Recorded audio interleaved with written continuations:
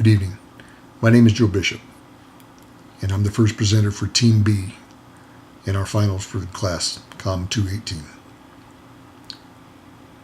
Higher Software Solutions has asked my team to brainstorm new ideas for a game concept. We were also selected as the game concept winner. This is our approach. Around the World is an Amazing Race style game that targets 6 to 10-year-olds specifically for education of culture in other countries.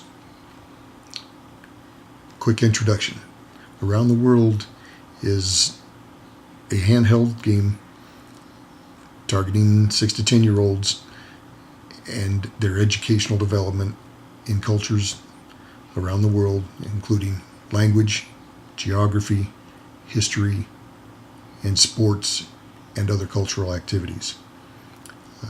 We want to develop their skills and their education, but we want to do it in a fun game setting that allows them to explore the world. We're going to set the game in different countries. We're going to allow the player to select and develop their own avatar. We're going to challenge the player with questions and knowledge from the specific countries that they choose to play the game in.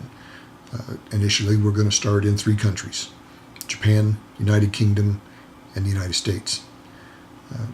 We'll test their spelling and language skills, their geography, their knowledge of history, and their knowledge of sports and other cultural activities. We're going to allow them to grow and pursue the game beyond their entry point, meaning they can play a 2-city game, or they can play a 5-city game, or however the game grows and evolves for that player.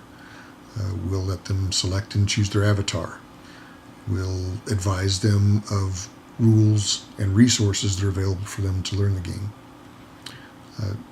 We'll tell them what the objectives are.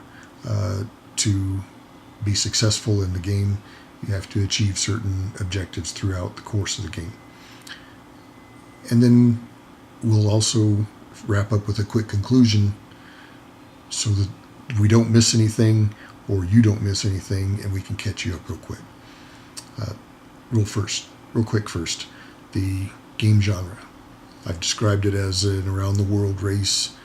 Much like the Amazing Race, you're dropped into a setting and you have to navigate the local culture and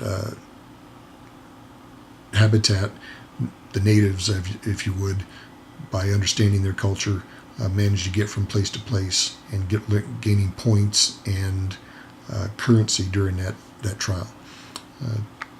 We will tell you what's expected of you. You have to achieve so many points to progress to the next stage.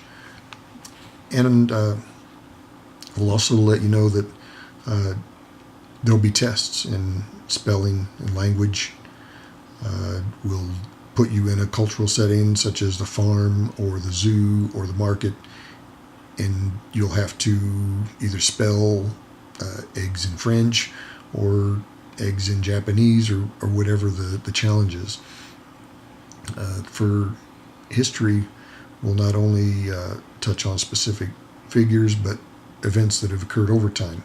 The Industrial Revolution, the evolution of the monarchy in the United Kingdom, the feudal system in Japan. All of those are events that pass over time, not a specific person. And then we'll also have cultural activities and sporting events. We'll talk about sumo wrestling when we're in Japan. We'll talk about football when we're in the United States, or rugby when we're in England, or something else entirely. Maybe we'll surprise you, and maybe you'll surprise us. But these are some of the topics and some of the game construct that we want our 6 to 10-year-olds to enjoy and to thrive on, and for the whole family to join in and to help them learn and maybe be smarter than a 5th grader if you're an adult. but let me pass it on to my next teammate and they'll finish up.